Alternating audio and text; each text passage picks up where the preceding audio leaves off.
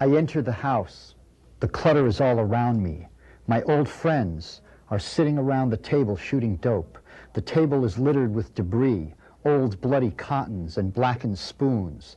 The thought crosses my mind that maybe I'll shoot a few bags, then pick up a newcomer's keychain tomorrow. My friend comes up to me. I ask him to show me what the dope looks like. He burrows his hand into the blue jean pocket. The jeans are stained with blood, ashes, and what might be coffee.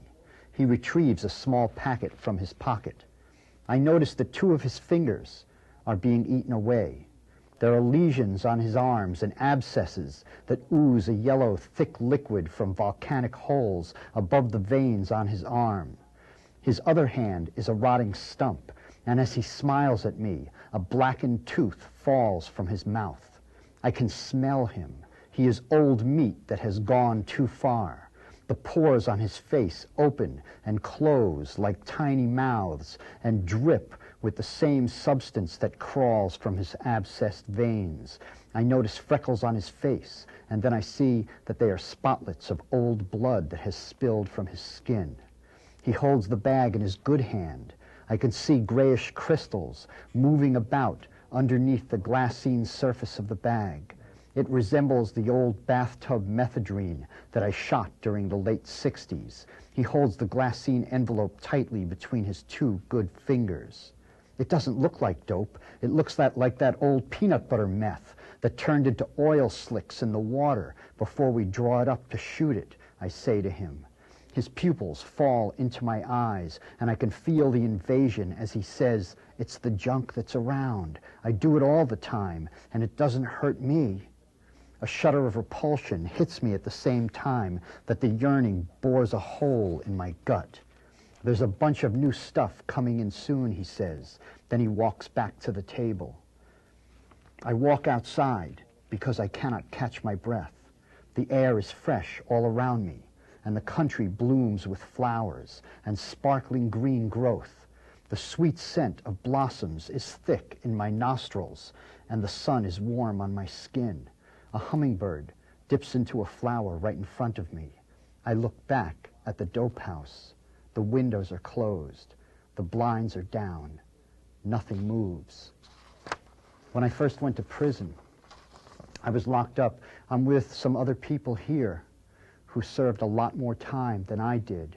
I was in prison for a little over 1 year. And when I walked in, I felt the immensity of the time that was facing me. I was looking out the window at the leaves changing. The leaves were changing color, and I knew, and I felt deep down inside me that next year, at this time, I'm going to be looking out these same windows, watching the leaves change. You know, the other 2 men here, Dwight and James, that are here, they watched it like this over and over again. One of them didn't even have the opportunity to look out the windows for many years. I remember it was a long time to me. You know, 1 day at a time. The days sometimes were eternal. When I first was in, I was locked down for 21 hours a day. And that seemed like, if you can visualize when you were a child and stood in the corner, then imagine 21 hours a day in the corner. I was in for drug crimes.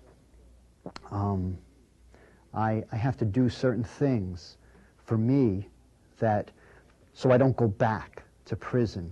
I have to work, I have to monitor myself. I have to do certain programs every day, because addiction, drug addiction, still calls to me. My mind is channeled that way after being an addict for 30 years. When I got out of prison, for me, that was in 1983 that I got out of prison, and I was still an addict. Prison didn't cure me. Within an hour, I was back in the projects. I didn't know what to do. I was shell-shocked after just a year and some odd months. I'm awed, actually, when I think that one of the men that I'm with here served 17 years, another man here served 24 years. And I think of it like how long that 1 year seemed to me. And I don't know, you know. I know that I changed so much in 1 year. It makes me think, it makes me question, for certain crimes, really the length of time that has to be served, because that year for me was an eternity. I don't know. I guess that's all I have to say right now. We'll go to the rest of the people. Thank you.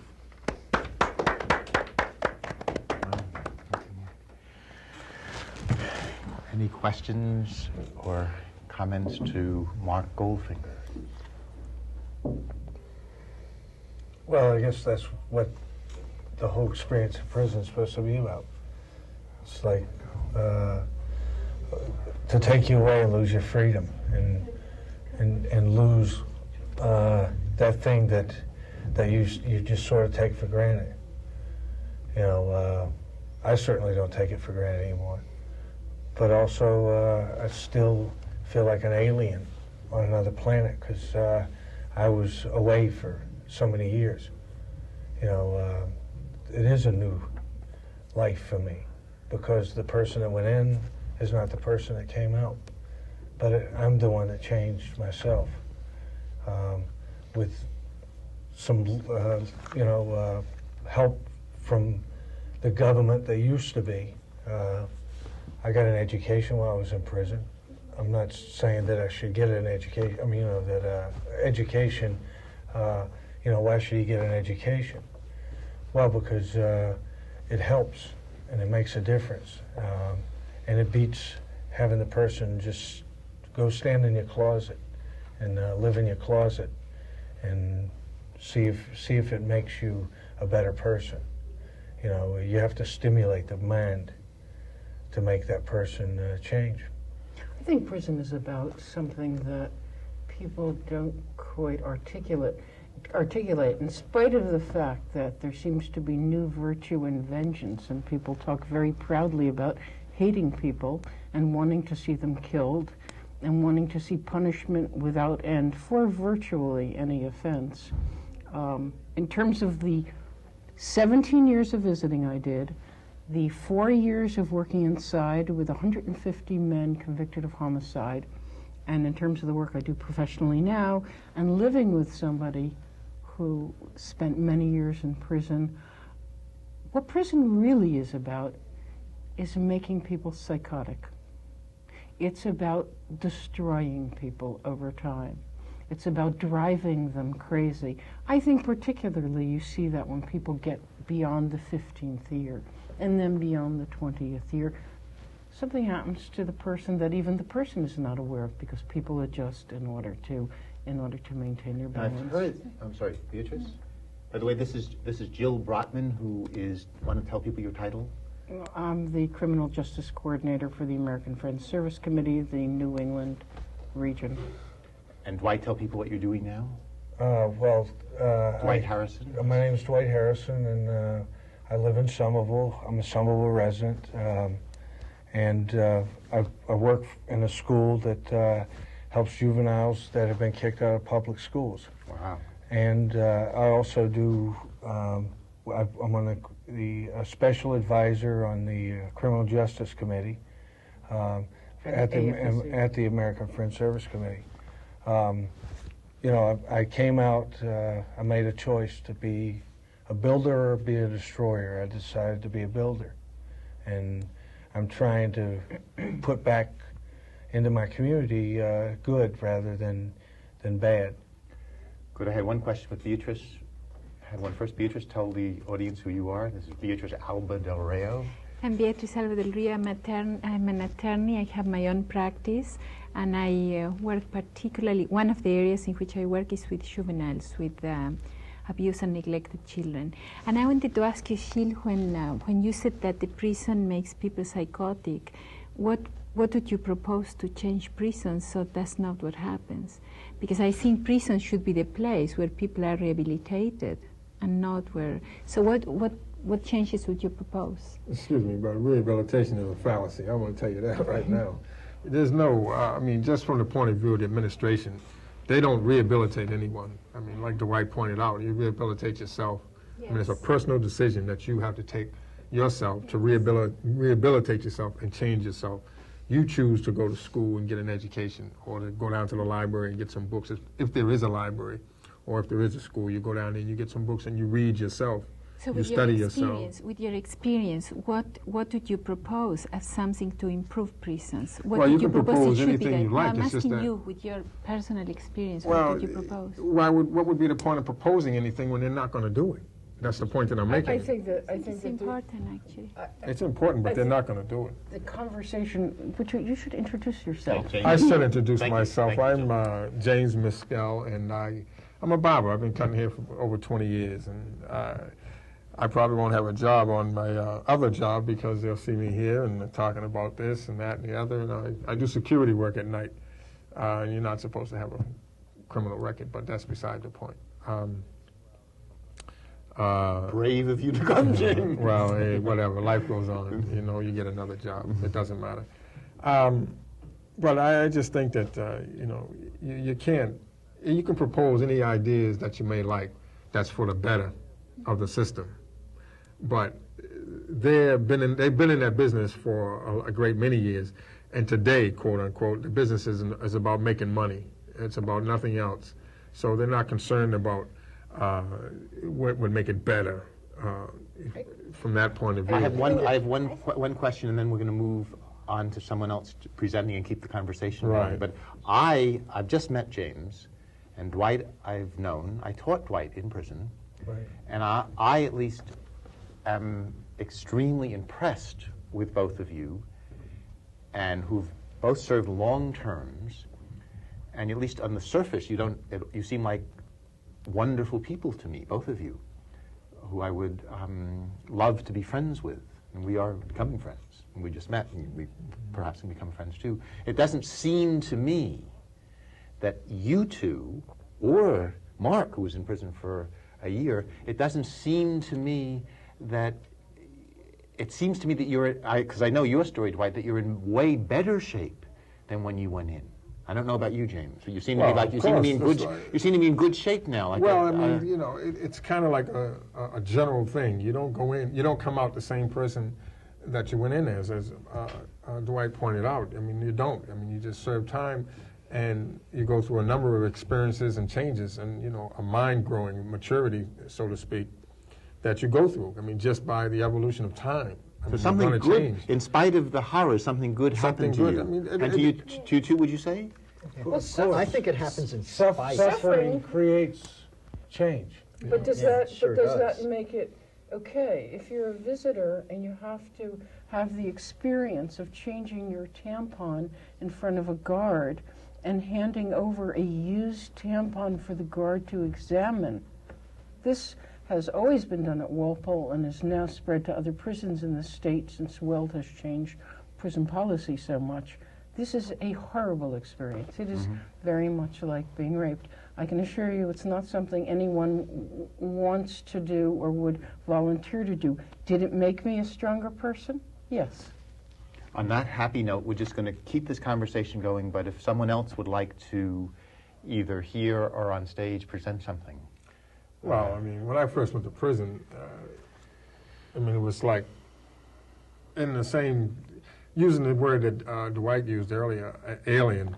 I mean, you're taken out of one environment and you're put into another environment, an alien environment, because I've never been to prison before. So what was that first Do you remember? It's so long ago. What were those first days? What were those first days? You know, there's this long corridor, which is Walpole State Prison at the time. It's now called MCIC, the Junction, but it's still Walpole, regardless of what name they call it. And it's just a long corridor with a series of doors off the corridor. You know, there's the child hall where you eat at, the barber shop, the deputy's office, the superintendent's office, the library, the gym, the yard door. I mean, it's just one long corridor. And, you know, that was my first impression of it. You know, and it was like dark because it was like it wasn't even an off-white color. It was just more like a vanilla color. So it was dark, the lights weren't bright. And so this was prison, this was Walpole. That was the upstairs main population area, but downstairs where you were first received there was the new man section.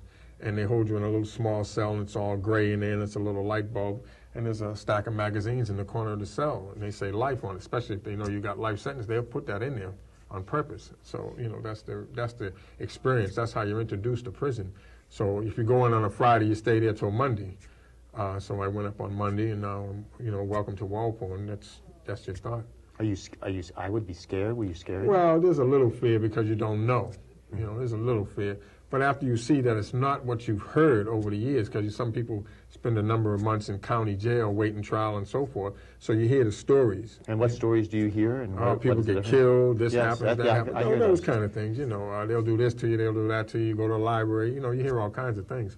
But when you get there and you see the reality of what you're confronted with, it's not what you've been hearing for the last 7.5 months or however much time you spent in the county jail waiting trial and so forth until your conviction. Would there be tips? I sometimes feel that people like myself, I was impressed with Martin Luther King, that good people will often go to prison politically. You know, they'll be doing certain protests or civil disobedience. Could you give us tips on when we go to prison? How would we best survive? Oh yeah, you're definitely. Walpole is a very different institution today. Virtually everyone is locked in 24 hours a day. Right, nowadays. So it's safe, in some ways safer? Or no, it's not safe. It's much more of a hell. It's a lot crazy. No contact visits. The taxpayers had the good fortune to spend, they were not requested to do so, to spend $500,000 in order to reconstruct a visiting room where no one can ever touch each other again, meaning there are parents who will never touch their children again because they will do life at Walpole. Children who will never touch their dads again. Walpole went from being a difficult but typical maximum security prison under Weld to being a place that's kind of like an eternal hell with no programs, no education, no religious services. Dwight is no longer. Everything is gone from Walpole. Nothing is at Walpole. Prison system. Not just in a prison, but throughout the system. And Jill, I want to get back to James, but you are part of, or lead, I don't know, a protest at Weld's home on Fairweather and what's the cross street? Reservoir in Cambridge at 5 o'clock every Saturday. We have a vigil. Yes. So if anyone watching would like to join, they could contact you at the American Friends Service Committee. Yes. What's it, 661-6130. Thank you. I want to get back to James. James, what was it? Now, I don't know this story, and I'd love to hear it. You were sentenced to life in prison? Life without... The sentence actually reads natural life, meaning that you die in prison. The only way you get out is if you get a commutation through the governor's office, number one. Number two, you go to court. Excuse me, that's the commutation process. Number two, you go back to court by way of the appeals process, or at the remotest, you die or you escape. Now, when I was in prison, I never asked this question, and feel free to pass on it, but would you want to tell us what you were in prison for? I killed somebody. Wow. Do you want to tell us any more about that, or is that enough? No, I mean, it was an accident, but it was a gun. And accident in what way? Well, the gun went off, and the bullet went through the gentleman's heart, and it killed him instantly. And why were you in that situation? Well, I had a gun with me from a previous situation I was involved in that night, and an argument with another individual, and I went and got a gun, and the situation got resolved, and I still had the gun with me, so I had to go see someone else later on. And when I met with them, they were caught up in the situation, and that situation led to me confronting the individual. And so it was certainly, that doesn't sound like, that sounds like not a life in prison. Well, it isn't, but of course they look at it like that. So you were given a much harsher sentence? You did not have a good lawyer, or? No, I mean, it's just You the needed way. Beatrice with you. It's just, it's just the perception at the time. I mean, all the perception, are going on at the time. I mean, the prosecution is out to win their case, and the defense is out to win their case. And so, if you've got a weak defense and a strong prosecution, Yes. it stands to reason that the jury's going to believe more what they say than what the defense. And how were says. you able to reverse this? Through court. I mean, like I said, the appeal process. You go to court. You don't stop. Give up after your first appeal. You just don't give up, even though it's denied. You just find some other issues, or you fight the same issues and add more to it, and you keep filing your appeal. And and I only had 3 chances to do this. Well, it took actually 3 times to do it. So on the 3rd time around, because the second appeal that I put in got denied also, and so again, I started my 3rd one in 1989. My 3rd appeal, and it got overturned in 1994. And which court does that? The state court. You got to go through the state court. It's not the Supreme Court, is it? No, you got to go through the state Yes. court in order to get to the SJC, the state Supreme Court. And the state Supreme Court was ultimately the one that pardoned you? Is that No, it went back. Once it goes back to the state court, they overturned it on that level. I see. That's not a pardon. It's not a pardon. No, I It's just- understand. They overturned the conviction on the basis of the errors of law that were made and so forth. And you told me while in prison, you eventually turned from someone who was bitter to someone who doesn't seem to me bitter at Yeah, I all mean, now. you go through a bitterness. I mean, you want to kill the judge, the lawyer, everybody, the jury, the witnesses, and anybody that, had something to do with your trial and you're getting found guilty. But you grow out of that because you realize that that's not, they're not the ones who actually put you in prison. So once you realize that for yourself, you just, you start to mature and you grow and you put your mind on And you other told me things. that someone wrote to you and helped you very much, that you got to know. Oh, sure. Someone did. Joyce Faribault, she was very instrumental in a lot of ways. Just being there, someone to call up, on the phone, someone to write to, someone that, come up in every so often, in their time, when there was opportunity for them. Because they have a life they have to lead too. And that so, really matters to have that kind of... Oh, I yeah. would So imagine, yes. it's extremely important to have someone that's there. And Joyce was there for a great many years, over 10 years, 15 years. I remember with what they've said with children, however hard your childhood is, if there's one caring parent, or not even parent, one caring adult, like a friend of mine had a very difficult childhood, but the cook really loved her, and that helped her. And they say if there's no one, then it's really, really hard. One of the things that's so And you said there was at least someone. That really matters. I said the same as in, yes. One of the worst things that has taken place under the Weld administration is a virtual campaign against the outside world with regard to keeping the outside out and the inside in. It is the escalation of abusive and harassing treatment of visitors is something that is common knowledge. Volunteers, it is increasingly difficult for volunteers to come inside. There have been changes in regulations that prohibit any sort of relationship from taking place between a volunteer And why are and they a doing that? prisoner. Because these people are going to be released and would be... It is part. I think it's dangerous, part of the demonizing of prisoners. It's a way of giving the DOC absolute control. And DOC, tell our audience, is... the Department of so-called Correction. It's difficult. So-called is not in their official It's title. not in there, but the word correction is an obscenity. It's a monstrousness with regard to what is taking place in this state now under the current governor. There used to be events in the prisons 2 or 3 times a year. Particular groups, ethnic groups or lifers groups, would be allowed to, and this was paid for by the prisoners and their families. They were allowed to have a visit that mimicked reality, a sit-down dinner in the visiting room. Food was paid for by the prisoners. It lasted longer than usual. There was a little bit. I used to go there in Norfolk. There was This a is poetry all reading of that's gone. No And- poetry readings at Norfolk anymore? Well, Howie Carr, in his talk about whether or not prisoners are eating, murderers, rapists, and child killers are eating prime rib and lobster, the department, with its usual bravery, instead of talking about why they do what they do, they immediately got rid of all of these occasions, which were very important in terms of keeping families intact. An intact family unit is the single most important correlate of a prisoner's not recidivating. And for people to meet, it used to be that somebody who didn't have family that could visit could come out as a guest of another prisoner whose family came in, and that way prisoners could meet people on the outside and Yes, expand I'm their sure that social matters network, hugely. which is the kind of thing that James is talking about. Yes. We're going to stop just for a moment and then keep this conversation going. Jill or Dwight? Jill, I know you've written about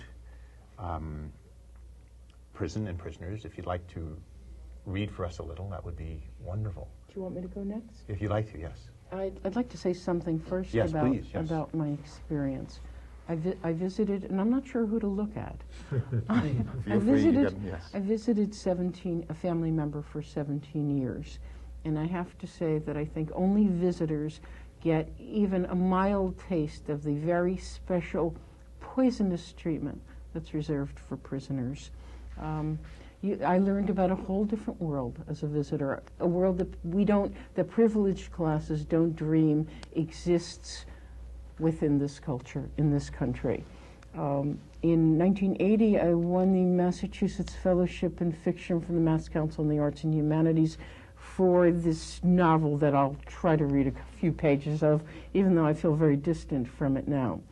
I did my doctoral research inside the prison system. I spent 3.5 years, about 6,000 hours. I do hope 6,000 hours is not more than can take place in 3.5 years.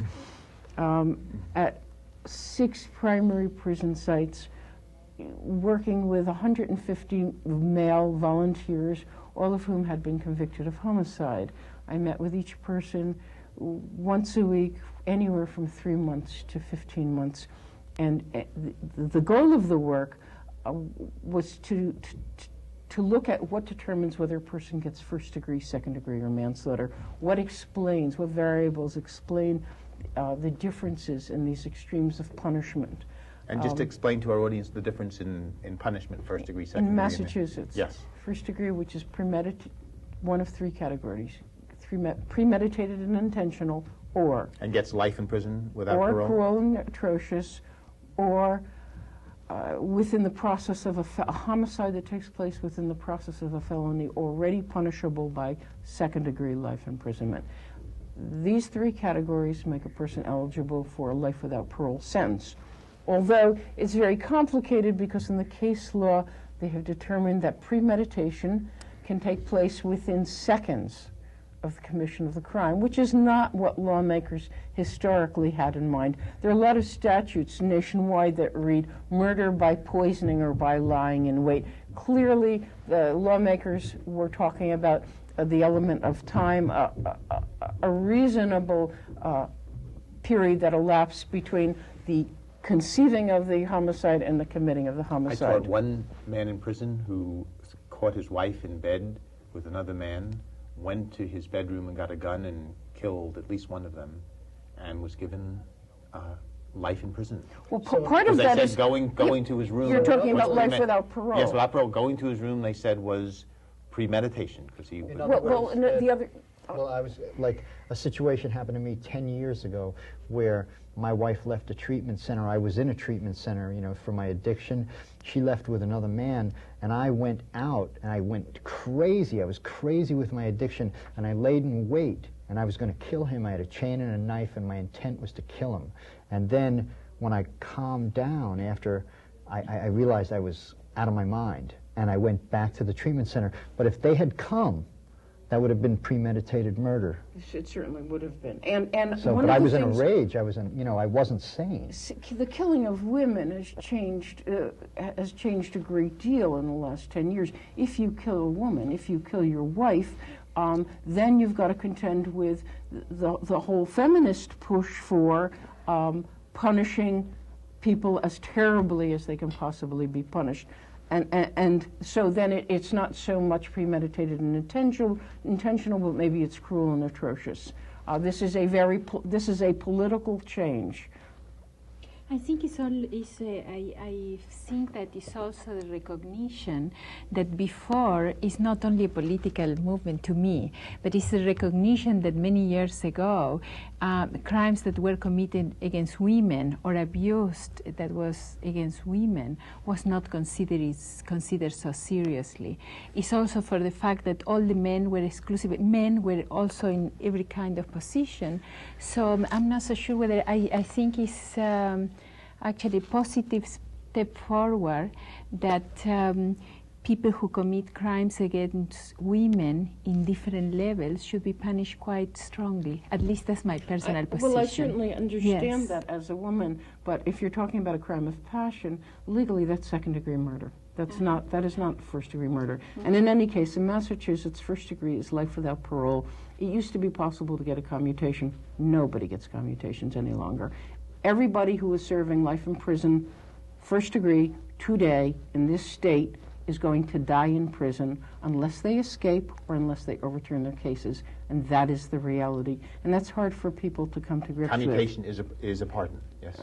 No, it's commutation is different from a It's just pardon. what the word says. I mean, you commute the sentence from life to some numbers. 20 years, oh, I see, Right. I see. To a second degree. Yes, Right. Second degree, which has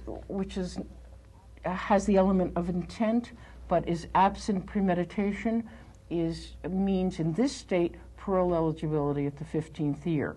However, second-degree lifers now are serving on average in Massachusetts 25 years. Second-degree lifers used to have an expectation that they'd be out at 15 years, 16 years, 17 years. Now I think people know that they may never get out, people who are doing second degree. Manslaughter is a range of, manslaughter is supposed to be a homicide absent the element of intent. Or second degree, what's the difference between second degree and first degree as far as... Second degree is whatever first degree is not.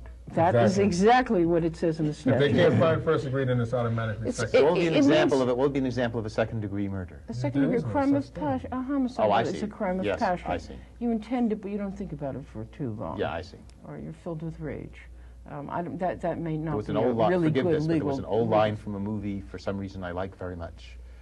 Edward G. Robinson, this is just a station break, everybody. He said in his Edward G. Robinson accent, "I didn't mean to kill her, but she stepped in my cat's tail." Well, I would have more to say about that than that. In any case, I wanted to do this research because it was a vehicle, it was a wedge for talking about, if I talked about the degree distinctions and whether they were fair or whether they were precise. If they were imprecise, and I knew this starting, that across the groups of manslaughter first and second, there was going to be a significant overlap regarding some qualitative measure of the homicide.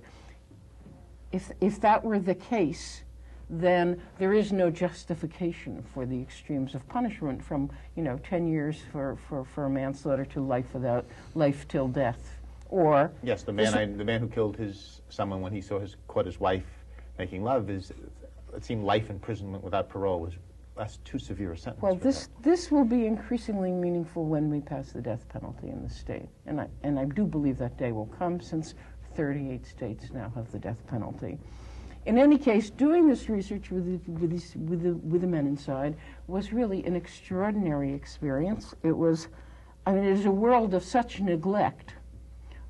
It's sort of like walking into a desert with a pitcher full of water, and people did terribly moving things, some of which I'm afraid to say on the air because it was prohibited.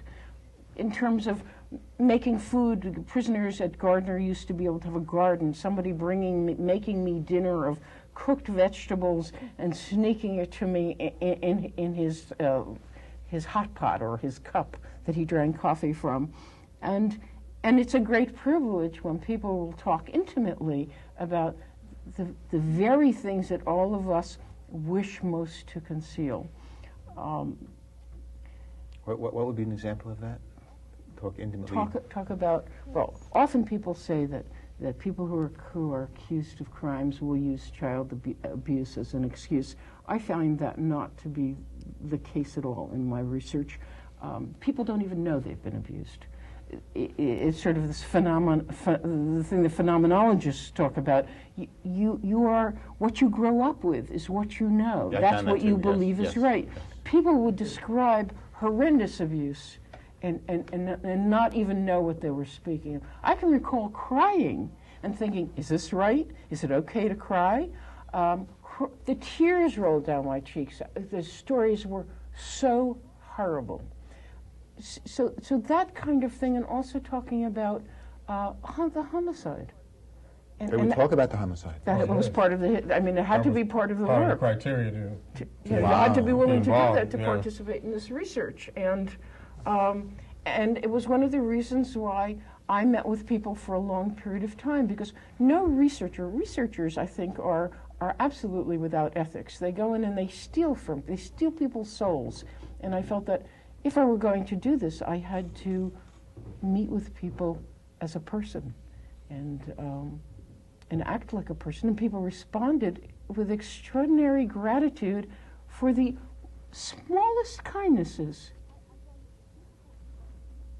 I found it a difficult environment in which to work because if I was perceived as being on the inmate's side, I was subjected to constant verbal abuse and harassment by the guards and by social workers, who one would expect to be. I thought social workers are good people. What would they say? They were horrible. They were horrible, and they were horrible to me. And every time I went through the metal detector, I had to listen to vitriol on the subject of sex offenders, the death penalty, how horrible everybody in prison is, and how sad the lot of a guard is. And frankly, I don't think it's so sad. 2 houses, 2 cars, a boat. You know, come on, how bad can that be? In any case, it was, and when I was perceived as being one of the group, I had to listen to stuff, a constant barrage of ridicule directed at inmates. I really don't know. I never knew if the men that I worked with had any idea what was said about them. Oh, we know. It was so. Read in the paper they were, every day. No, but ridiculed in terms of what you wear, who visits you, the size of the women. We know for the most part. You read the Herald and Howie Carr. He just has a litany of things to say about us all the time. So we just know, just in general, that we're always talked about. Well, it was even knowing that, it was absolutely horrifying. But there's no way to the only way you can do it is like what we do now. We come out of prison and we do what we're supposed to do, what everybody else is supposed to do, but we really do it. I have a strong sense of moral ethics. I have a strong sense of what the Constitution means. I know what life is about, because I've been in life and death struggles. I've been in stabbings in prison. I've been tortured in prison. I've been through all those things and survived. And it's made me a stronger person inside, a more patient person. Not because, that's what it takes to make me this way. It's just that I had to deal with the situation, and that's where I went from there. And I grew from it. But there are people inside that don't get any kind of help, don't have any socialization. They don't get counselors, they don't get anything, so they're just in there having a dialogue with themselves. And, no one tells them right or wrong. I read philosophers, religion, I read all these things on my own. May I ask you a question? To me, because I don't do criminal law, I work with minors who have been abused and neglected. So I was wondering if, in one sense, because you said that you work with children who are kicked out of school, or nowadays, or counselor, how can we help children? Or do you think that your childhood, or what had happened to you when you were a child, had anything to do when the situation you reached that you went to prison? Well, I think you have to really care. I'm asking you personally. In your if I would have felt someone really cared about me, yes. And I thought if someone would talk to me, not at me, things I might have seen the world different. So today I talked to these kids, and and then I can tell them, hey, this is what happened to me. I said, I know it's not you, but try a different way. Any kid who works with Dwight is lucky, and yet David Armstrong's series in the Globe has made absolutely certain that anybody who has a criminal record is not going to be able to work with juveniles. The most gifted people in the state who are working with juveniles are all ex-cons, And when they start tracking them down and finding out where they're working, they're not going to have anyone to work with the kids. Well, Dwight, now, I went to hell and came back. Yes, and you know. So I know what it looks like in hell. So now, I can tell somebody James said that one of his, a friend of his, continually keeping in touch with him, helped him. Were there specific things that made you different from the other people you talked about who were just talking to themselves? Well, like you said, you were in solitary for 7 years. Is that? Well, almost 8. But my thing was I was not going to be broken. I just made a determination that okay, I can look at myself, but you're not going to snap me and then put me back like a Picasso painting. I'm not going to be these cubes. I'm going to be this whole being, and so I had struggles. I mean, I struggled with authority. I openly defied prison administrators, wardens, everything. But through that, I learned limits of power. I learned that every day that person walks down the tier and he's just as afraid as I am. But the difference was I knew who I was and I wasn't pretending. Here's a person, because most people, they go through these roles in life and they pretend. Well, my life was pretty much, hey, I'm at the bottom and it's only up from here. Wow. So exactly. I mean, you got to look at it like that. I mean, especially when you have a life sentence, because you don't know when you're going to get out. So you're confronted with that reality. Everything is right now. This is it. You know what I mean? Every day. That's how you look at it. And you had to deal with it like that. I mean, like he said, it's you against them, them against us, or, you against me, me against the world. You're not going to break me. I'm going to come through this, you're just not going to do it. Not to me. I'm not going to be one of your statistics. I'm not going to be one of your casualties, the whole 9 yards. You men remind me of Nietzsche's famous statement, which was not true for his life, but seems to be true for yours. He said that if it doesn't kill me, it will make me stronger. Exactly. I mean... Well, it also, the big thing that everybody is forgetting about is, people hold you accountable. Prisoners are the only ones that are really held accountable. Politicians aren't held accountable. Their slogans change with whatever thing they want. Well, it's like, hey, my word is my bond. I'm only as good as what I say. And if I violate, the only thing I have in prison is my word.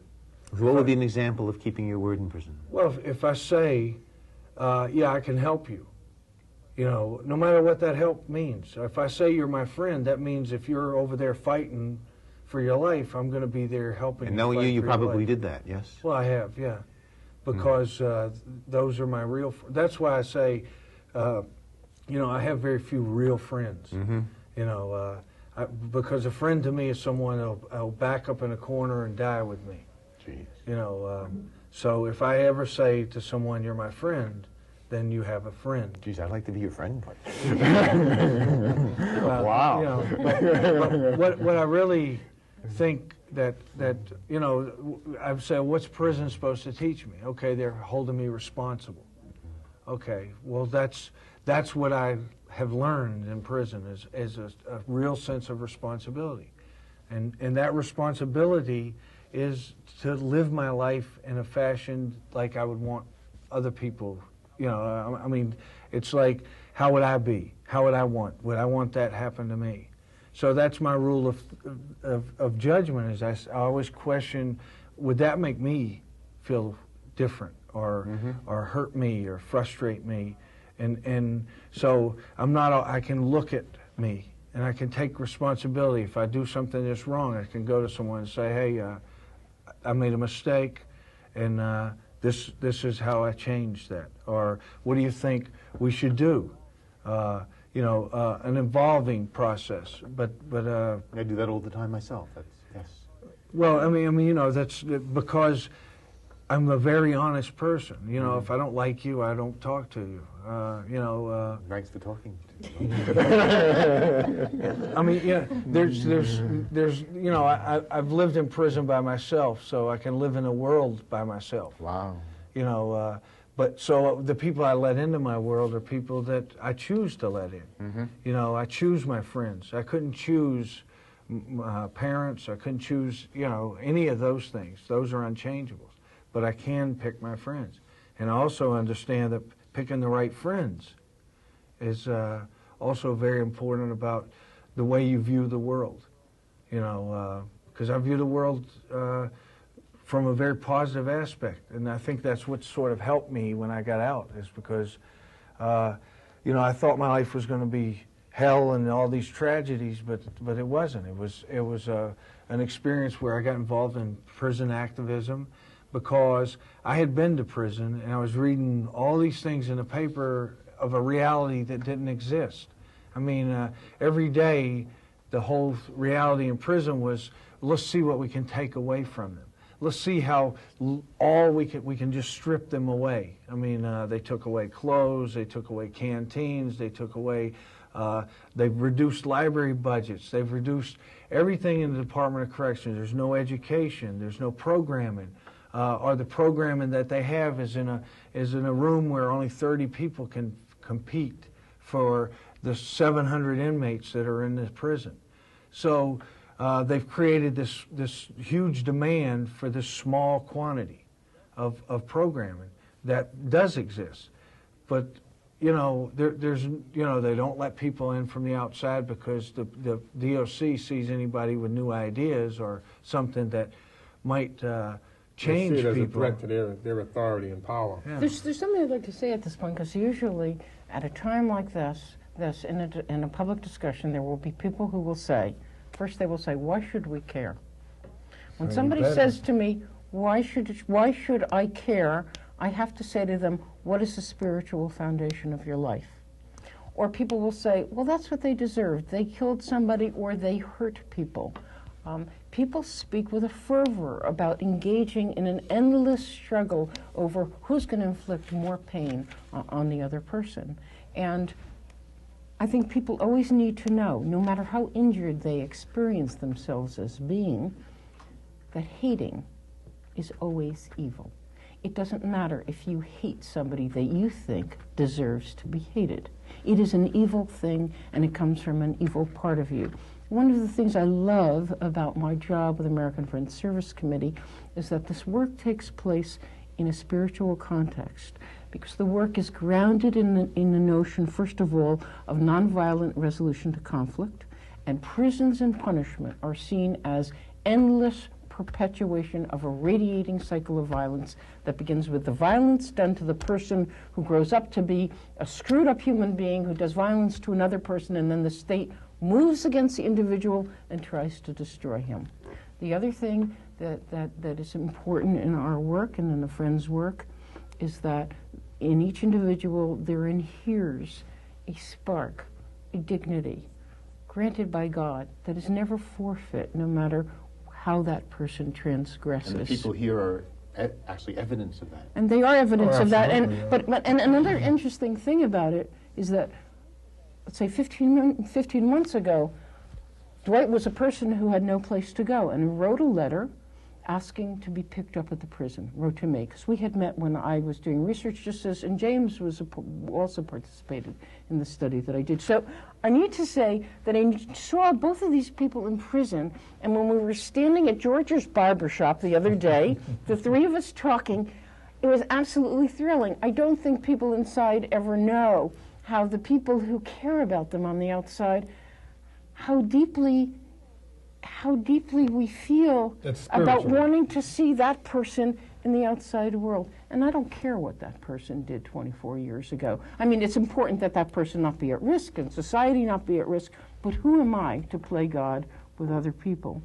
In any case, the very people who worked in prison punishment activities with me said, with regard to a prisoner who approached me for help, you're not going to let him into your house, are you? And that's really where it begins, in here for each individual. Every person coming out of prison needs a community to receive them. I just wanted to start over. You know, I had this, I mean, you know... Exactly. I mean, you want to start your life over again, and it's just like that. I mean, it's just like you was born again. I mean, especially after a long time. There's no two ways about it. Well, I mean, you come out, and I mean, everything is new. You have this motivation. you have this get up and go, and you want to do these things, and you want to live life, and you just want to experience things, and you want to do what's real, you want to do what's right. You want to be with someone, like Dwight pointed out earlier. I mean, you become very selective about your friends. I mean, because you just don't want certain people around you. You don't want a whole lot of people around you. You just want to do, So what was it like those first days out of prison? Well, when I was in the courtroom, really was a new life for you. Well, when I was in the courtroom, the judge, she said that she went through a protocol of whatever she had to say in regards to the issues in the case and so forth, and do you understand everything that's being said to you, and so on and so on and so on. And I said yes, and she says, well, you're free to go. So I started crying because after 24 years, it's like, now you can go. I mean, that's how I went in the system. They just took me off the street and put me in the system. So now it's the same thing. They're taking me out of the system and they put me back on the street. It's like, well, what am I going to do? Well, I had a friend with me, and she stood there and she was watching me cry, and she says, let's go. So we leave. And now I'm free again. I wasn't even out the building, and the court reporter was in my face. What are you going to do? What are your plans? From the Herald. Take a deep breath. But it's scary because I'm downtown. And you see all these cars and people and buildings, and it's like, what's up? Where's the car at? I don't know. What do you don't know where the car is? Now I got to take charge of the situation because she doesn't remember where she put the car. And this is, I'm thinking about, wow, after 24 years, I got to take charge of the situation because she doesn't remember where she put the car. I said, well, what did the building look like? We went through all of that, but we got to the car, we went to dinner. And it just felt good being, perceiving what's normal, because it was like, what do I do? Oh, this is what you do. You sit down, you eat. You go to the restaurant, you sit down, you eat. And you got to remember, you got to teach yourself all over again. You got to go real slow. You ask a lot of questions. Well, do I do this? Do I do that? Such as what would be? Yes. Well, social. I mean, you re-socialize yourself. I understand. So what kind of questions do you? What kind of questions do you ask? What kind of car is that? I mean, what is that person doing over there? I mean, is the fork supposed to be on this side? I mean, who do you see to go order?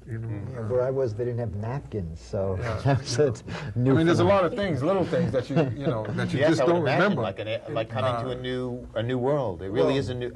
It's funny, these religious themes, like when Dwight was speaking, it was really the golden rule. You want to treat other people exactly. And for both of you, it's a rebirth experience. Yeah, I mean, religion plays a focal part, especially in my life. It's a spiritual experience. All three of you. Yeah. Religion definitely plays. Because you're locked in a cell with your worst enemy or your best friend. Which is yourself. Yourself. Exactly. That's right. Boy, is that true. I mean, that's what you learn. I mean, you learn to really look at yourself honestly. Because you can't escape. When that door slides shut, there's nobody in there but you. That's you. And it seems that the three of you, I don't know about Jill, Beatriz, and I, the three of you have learned to be friends with yourself. Oh, yeah, you have to be. Yes? Yeah. You've learned Well, to I be like who I am. I love who I am. Wow. Yes. I do think, I feel as though there's some sort of post-traumatic stress disorder. People have problems with their sleeping. They have problems with their temper. Yeah. It's Panic attacks. It's really Anxiety. Yeah. and it's easier to be. You can think about these things from a distance and want to help people. Living with it is somewhat different.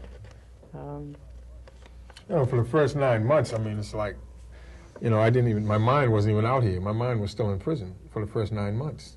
I was out here physically, but my mind was still in prison. And by that you're thinking in prison concepts. Such as? You come out yourself and you're on the defense all the time. Every day when you come out your cell, you're always on the defense. You don't know what's going to happen, but whatever happens, you're going to attack if it happens to you. You're going to attack? Yeah, exactly. That's the prison thinking. What would be an example?